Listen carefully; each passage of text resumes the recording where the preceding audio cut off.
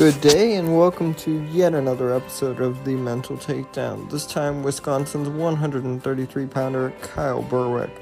More and more off-season episodes will be coming. Thank you so much to the state of North Dakota for letting me borrow your pride and joy for 45 minutes. I think we did have a riveting conversation indeed. October and the new season will be upon us before we even know it.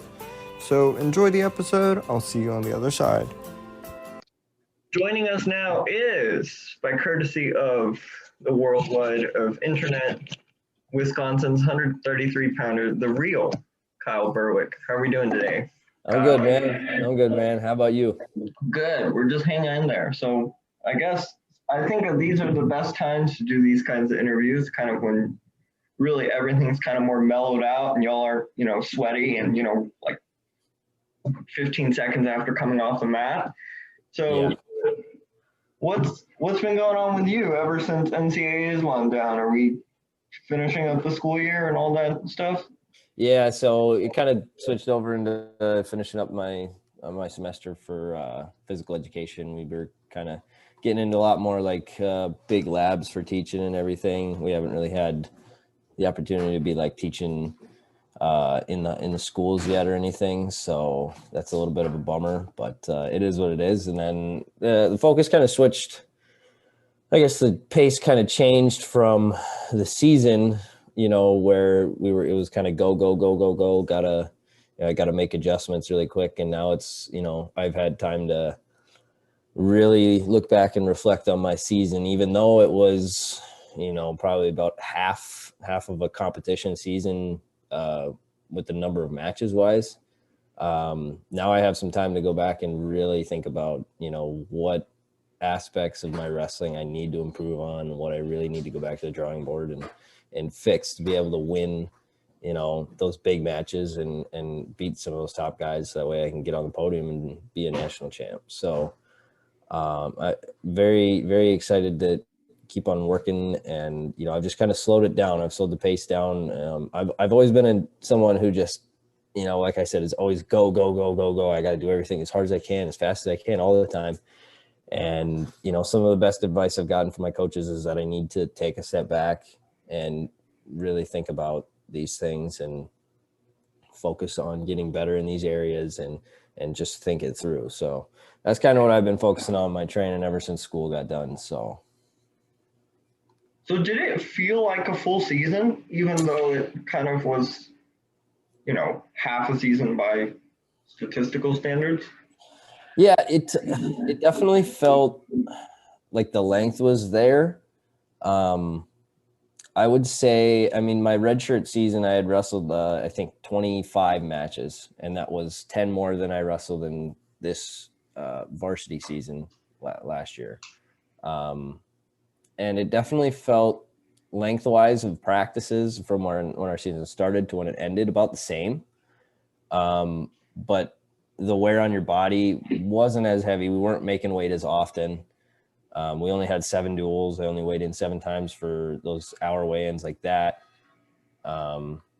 So it felt the lengthwise, but my body was a little bit fresher, even though I was pretty dinged up by the NCAA tournament. It did feel like over the course of the season I was a lot fresher. So then, when you talk about reflection after a season is over, does that entail like more video? Like, what does that entail for you, at least?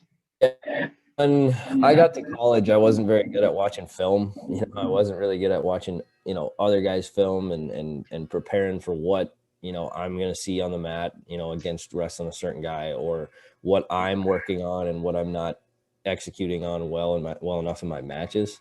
So yeah, for me it's a lot of like watching video, and then once I don't really dwell too much on that. I don't watch a ton of film to get the whole gist. For me it's always been up in my mind. It's always been visualization and stuff like that. So once I get that down, I make sure to write a lot of my stuff in my notebook. I just got this little notebook that I write in all the time, and I make sure to write down what I need to add for attacks, what I need to focus on for my footwork, what I need to add on, how do I need to move my hips on bottom? How do I need to move my hands in the hand fight and stuff like that? So yeah, it's a lot of visualization paired with watching film.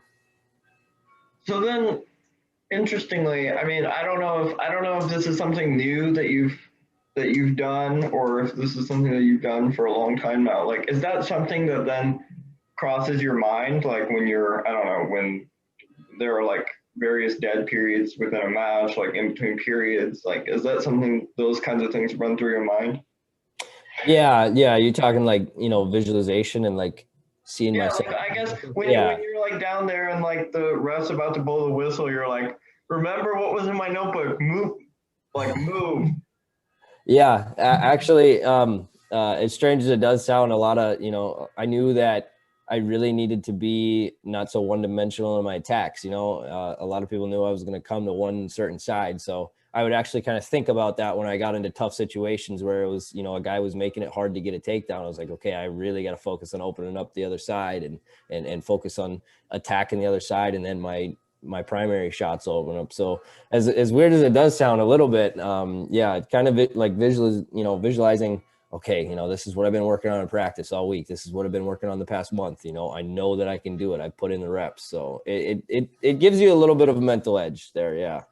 It's complex, right? But sometimes we make it harder than it really has to be, right? Yeah. Yeah. Big time. Exactly.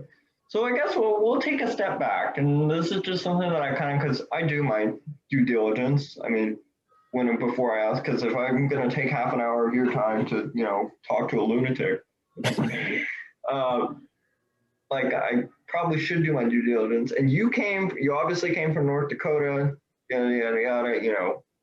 When you think North Dakota, you think like three people. We all know those stereotypes or whatever.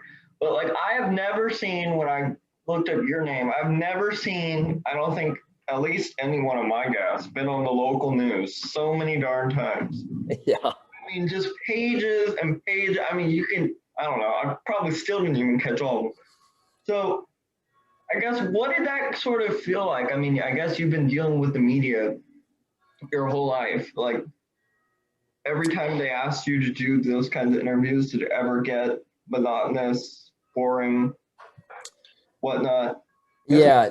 Like kind of like riding a whole state, Yeah. So for me, actually, I knew it was, it's always been a huge privilege to be able to represent, my community and my family and a lot of the people that I really made special bonds with back home in North Dakota. I mean, I can literally go out and tell you, I know a vast majority of everybody in the state connected to wrestling, and that's saying something. I know a lot of the coaches, I know a lot of the wrestlers, I know a lot of the older wrestlers, the guys that are graduated from college. And,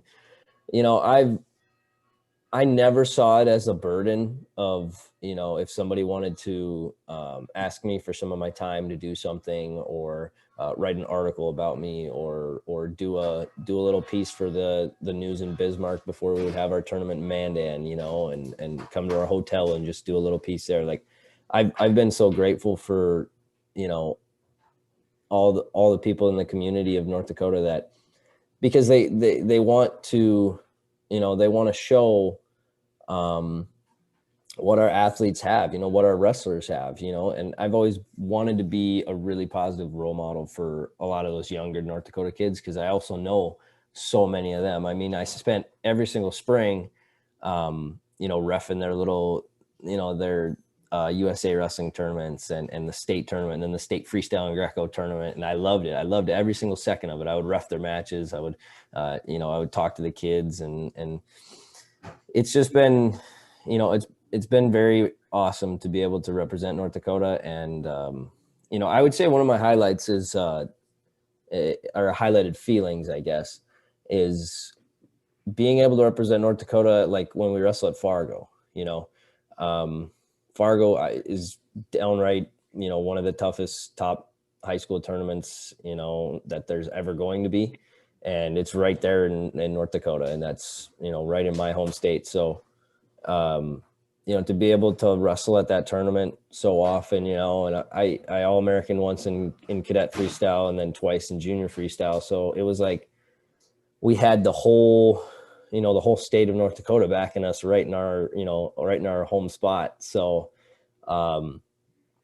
that's been definitely one of my top feelings, is being able to do that. Whether or not I came up short on the podium or anything, you know, I fell short of my goals to be a national champ, you know, in juniors and cadets. But that, you know, that doesn't make me regret any single minute of work I ever put in for it, or ever am going to put in, you know, towards being a national champ. So for me, it's been a privilege, and I hope any of them, you know, any of my North Dakotan people back home, if they end up seeing your interview, I know I'm going to be able to post it all over my stuff. So hopefully they go and check us out. I'll be, you know, I always want to make sure that I give them the thanks they deserve, because they've supported me through every single endeavor I'll ever be a part of. So Two things. First of all, you said it's not a burden to do any of these interviews. Hopefully you'll still feel the same way after this one. Uh, Second off, first of all, I did not pay him anything to say that. nope. Yeah, exactly. Right? We can confirm Nothing. that, right? Yep. All right. Well, I guess any crazy stories from Fargo being back home? Just, you know, kind of going through.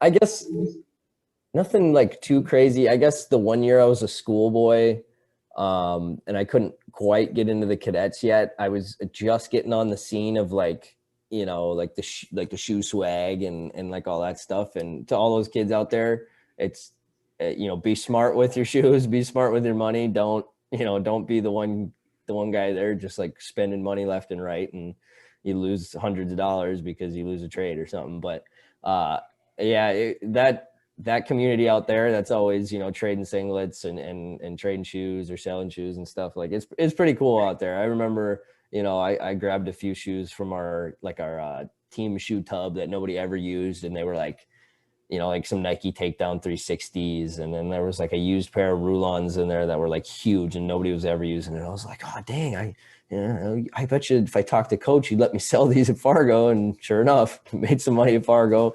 That's how I ended up buying some old Nike OG Inflicts, and I wore those my freshman year. So that was a pretty funny story. I guess the other stories I would always say are, you know, like all the kids, just you get done with the quarterfinals or something, and then you make the semis, and then everybody's outside just running in the heat. it kind of, you know, you were happy because you were like, yeah, All-American and all this, but at the same time you're like, dang it, I got to make weight tomorrow. Exactly. So yeah, Fargo is definitely a good time. Fargo's a great time. So there's a whole black market / side hustle / underworld to these things, yeah? Yeah, like you know, but I think it's a pretty good community. You know, there's a lot of people that are really passionate about, you know, cool looking shoes and cool looking singlets and stuff like that, which is great. You know, I love it. Okay, so before we started recording, you know, Kyle had, you know, a couple minutes, and I was just staring at the background the whole time. And I just have to, before we continue, it's been distracting me for what, 10 minutes now. There's a pull-up bar in the background. How often are you or anyone else on that thing? Actually pretty often. Our house, we have a little piece of paper right there. I think in the month of December, we like challenged our, you know, I don't know, we were sitting around in the living room one day, and we were like, hey, instead of doing our pull-ups after practice, let's just keep doing them in the house, and let's just do them all the time, and let's do like 10,000 pull-ups over the month. And I'm pretty sure we got there. I'm not exactly sure, but I mean, we did a lot of pull-ups. So then the question is then the obvious follow-up is who pitched in the most, right? Ooh, yeah. See, I don't know. The paper might be, I don't think it's the same one anymore, but I know the two guys. I know Eric Barnett and Josh Otto did a lot of pull-ups, because every single time they would come out of the room, I would see them cranking out pull-ups. So I probably got to give it to them. You're too humble. I set you up for you to take all the credit. You should have just been Nah, like, nah, hey, nah, all guys, of them, I did and all they the didn't do pull-ups. anything. Yeah, I did all the pull-ups, man. What are you talking about? Exactly. No one knows. Like this. Exactly. Exactly. There you go. All right. So I guess these are. I guess for the sake of bridging the two. I guess when was it always Wisconsin, and had you always thought of it? And I guess I'm sure there were some people that wanted you to stay in state, but I guess when did the decision for you to leave and go to Wisconsin really come to fruition? Yeah, so like growing up, all through middle school, high school, even I hadn't even ever like given the thought of wrestling for Wisconsin. Like it's I always loved watching some of their guys. I remember watching Tyler Graff wrestle, and even before I got to college, I watched Evan Wick wrestle, and um, so the story how I got out to Wisconsin in the first place was my hometown is 4 miles north of the South Dakota border, so I'm pretty close to South Dakota, and Coach Bono and Coach Reeder started recruiting me at a tournament my sophomore year, I want to say freshman sophomore year, down in Rapid City. We would always go to this big tournament in Rapid City, and it was one of my favorite ones during the high school season, and they started recruiting me down there, and I really loved what they had going on at South Dakota State, and I was pretty much ready to kind of go out there my junior year, and then they took the jobs over here in Wisconsin, so I wanted to kind of reevaluate and take my time with the recruiting process, and then sure enough, there were a lot of really great schools that I talked to, and it was a really hard decision, but, I knew it was best for me, and I knew what I needed to, have as a team culture and leaders in a program. So, I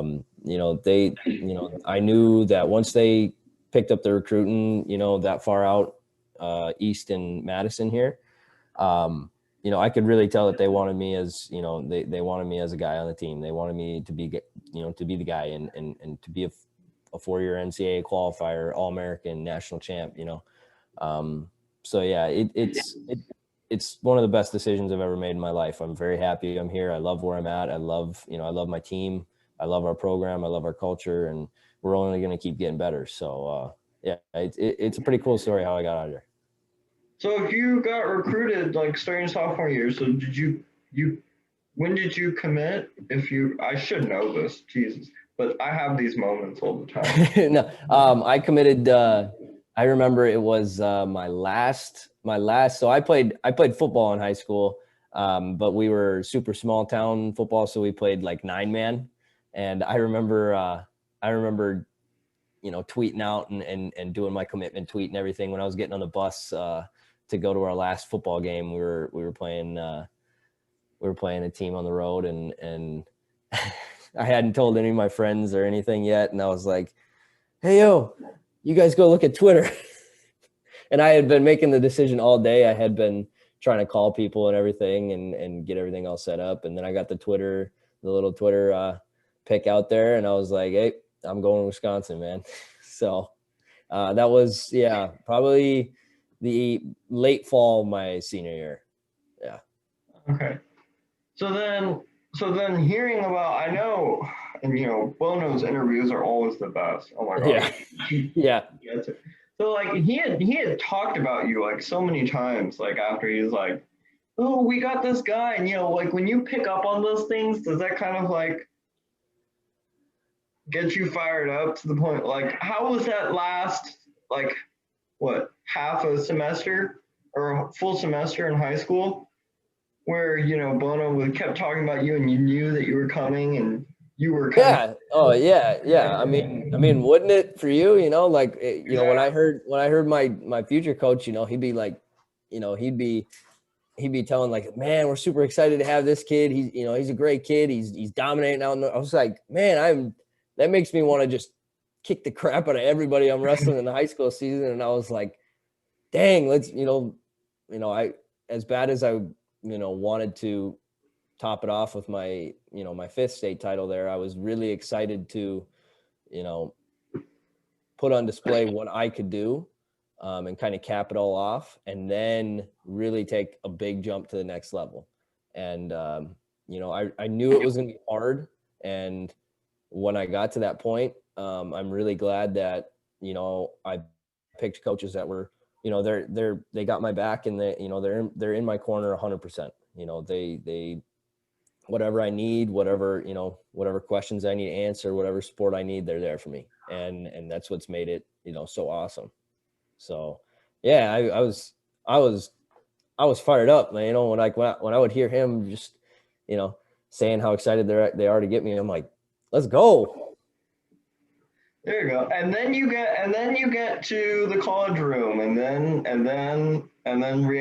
do you have like a reality hits moment where you're like, oh, of course. It was my first workout in the Wisconsin room. My first workout, I was getting ready for Fargo my senior year. I came up and I spent the whole summer my that senior year I graduated up here training for Fargo. And my first workout for Fargo, I wrestled with Coach Reeder, and I think we wrestled for half an hour, and we went a half an hour drill. And yeah, I got a big look at to what college wrestling was going to be like, and I was like, dang, man.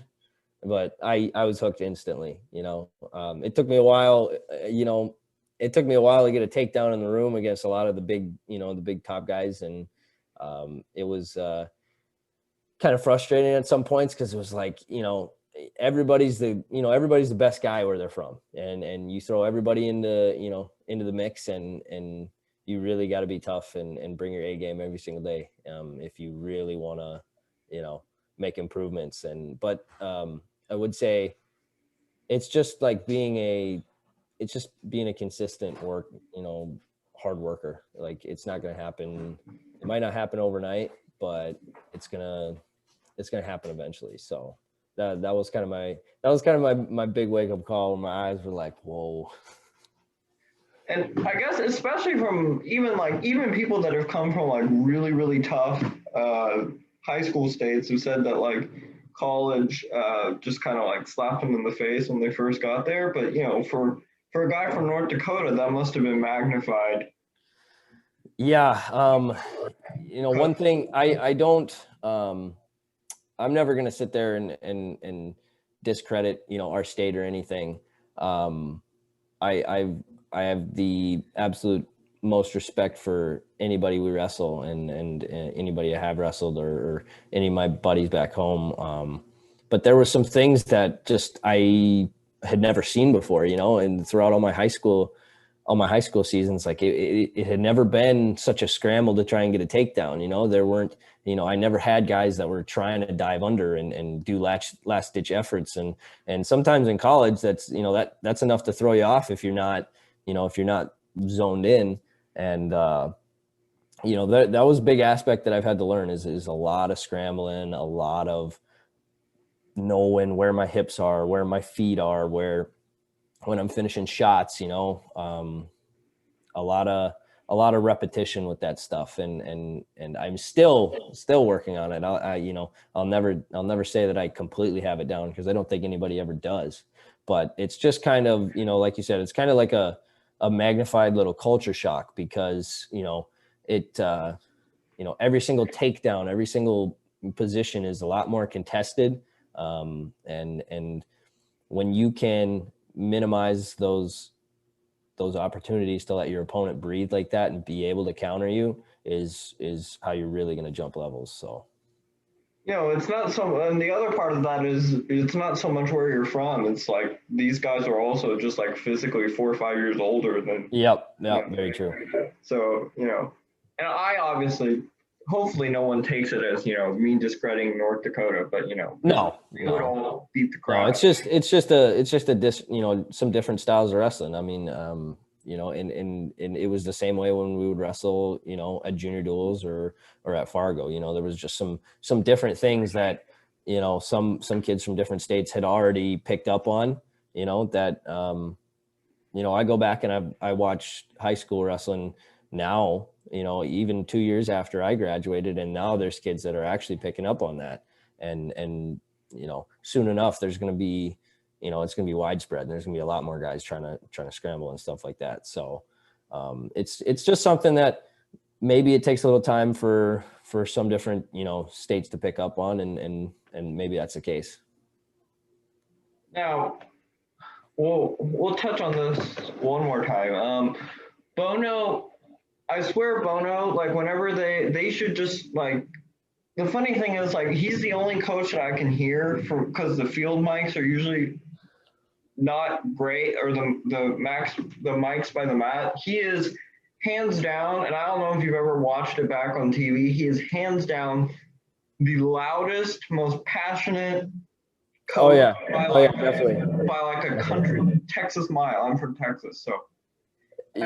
Hands down. I mean, him joined with Reader in our corner. Like, I know there weren't that many fans at NCAAs this year, but if it was full capacity, I still would have been able to hear them that loud. You can still hear them through I could hear them when the field house was like full, too. It's awesome though. That's exactly what I was, that's always the type of guy I've been. I wanted coaches that are, they're going to be screaming encouragement, telling me what I need to do, what I got to focus on, fighting for whatever I need as the athlete, and that just comes back to what I'm really attracted to in looking at a coaching philosophy is a lot of passion, a lot of energy, and just a lot of enthusiasm, and it shows that you're fired up, you want to be there, you're passionate, and you want to win. So you do enjoy all the chirping and whatnot. Oh yeah, most definitely. I'll tell you what, it's really, they honestly should just, Bono can, if the Big Ten was looking to save some money, they could just cut the commentator and split the screen and. Yeah, just have him just on one side and then pay for a match. Exactly. Put Bono on one side. He'll give all the commentary you need. Yeah. Exactly. So I guess you went to NCAAs and it was, I don't know what the capacity was, but what did it feel like for as, I guess, generic as it sounds? What did it kind of feel like finally getting to wrestle, and were you afraid that, it was going to get pulled out from under the rug again? Because I know I certainly was. So actually, I never really had that feeling. I felt like being an athlete in that position, I think they were doing a very good job at, following their protocols and making sure that everything ran smoothly. They made sure we were tested on time. It was really nice in St. Louis because we were right there in Union Station. They did all of our testing in Union Station. We had to make sure we had 2 tests done before we could even get into the arena to work out prior to the tournament. We had tests done every single day of the tournament, between sessions and everything. So I never once actually had that feeling, but I did have the feeling immediately when I got there. I wasn't, how do I say it? I wasn't starstruck, I wasn't like in awe, just like, oh geez, and get that pit in your stomach where you're just like, oh, I gotta perform or anything. I was more very excited to, just go out there and lay it all on the line and do what I've been doing my whole life, and really, prove to myself where and what I can do. And because I've always had that dream of wrestling at the national tournament, and ever since I was a little kid, and ever since, something that stuck out to me as a little kid is seeing those NCAA circles. You have to, it's a privilege to be able to, get the opportunity to wrestle in that arena and in that setting. Sorry, my computer's kind of bugging out here. But like, it was just a dream come true. But the work wasn't done yet. I wasn't satisfied to just be there. Granted, the results, they show what they show, but me, that's just going to drive me. And it's only been fueling me for what I need to work on and improve and get better at for next season. So. And of course, I've structured my interview questions to be completely out of chronological order, as I'm realizing. Now, I'm interested because you're the first guy that I've had on that wrestled at one of these pandemic cards, quote unquote. Yeah. Now, I guess, what did it kind of feel like, just kind of like from an organizational standpoint, and doing it and wrestling in like some basement looking,